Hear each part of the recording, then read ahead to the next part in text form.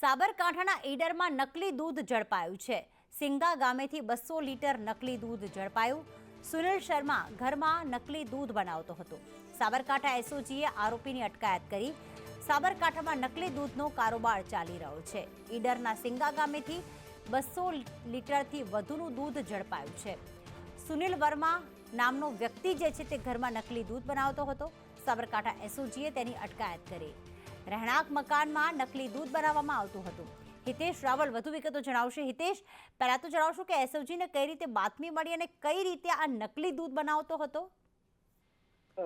જી પ્રીતિ, સાબરકાંઠામાં નકલી દૂધના ગોરખ ધંધાનો પર્દાફાશ થતા હલચલ મચી ગઈ છે। ઈડરના સિંગા ગામે સુનિલ શર્મા નામનો વ્યક્તિ પોતાના રહેણાંક મકાનમાં જ મોટા પાયે નકલી દૂધ કેમિકલ નાખીને બનાવવા હોવાની ચોક્કસ માહિતીના આધારે સાબરકાંઠા એસઓજીએ સ્થળ પર 200 લીટરથી વધુ નકલી દૂધ જપ્ત કર્યું હતું। ગુણવત્તાહીન અને આરોગ્ય માટે જોખમી દૂધ તૈયાર કરી માર્કેટમાં પહોંચાડતો હતો, જેના કારણે કેટલાય લોકોનું જીવન જોખમમાં મુકાતું હોવાની શંકા છે। એસઓજીએ આરોપીની અટકાયત કરી વધુ તપાસ શરૂ કરી છે, જેમાં નકલી દૂધ ક્યાં પહોંચતું હતું, તેમાં અન્ય કોણ કોણ સામેલ હતા અને આ જથ્થો કેટલા સમયથી વેચાતો હતો જેવી વિગતો બહાર આવવાની સંભાવના છે। આ ઘટનાએ ફરી એકવાર ખાદ્ય સુરક્ષાને લઈ મોટો પ્રશ્ન ઉભો કર્યો છે। જો કે જિલ્લામાં ફૂડ વિભાગના અધિકારીઓ પર પ્રશ્ન ઉદ્ભવી રહ્યો છે, જ્યાં જિલ્લામાં નકલી દૂધ અને તેની બનાવટો અને નકલી દૂધ મામલે સઘન તપાસ થાય તે જરૂરી છે।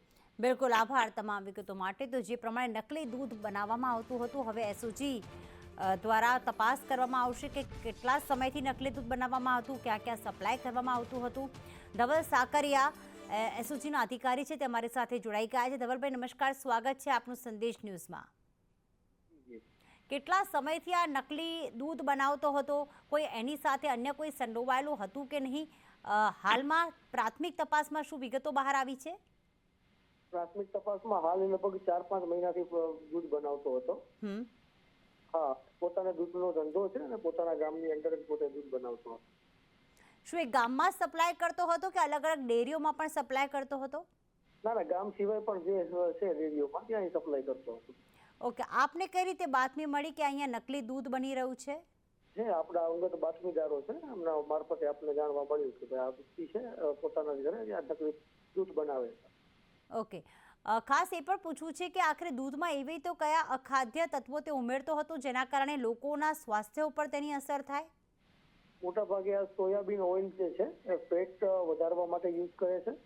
આ સિવાય બીજો એક પાવડર હોય છે કે જે ટૂંકમાં જે દૂધ છે એનું ફ્લેવર મેન્ટેન કરે છે અને બીજા પાવડર હોય છે કે જેના કારણે દૂધનો જે પાવડર હોય છે એ યુઝ કરતા હોય। એની પૂછપરછમાં એની સાથે બીજા કોઈ સંડોવાયેલા છે કે નહીં, એ કોઈ સામે આવ્યું છે? ના, હાલ કોઈ એની સાથે બીજું કોઈ સંડોવાયેલું એવું હજુ ધ્યાનમાં આવેલ નથી। બિલકુલ, આભાર ધવલભાઈ સંદેશ ન્યૂઝ સાથે વાત કરવા બદલ।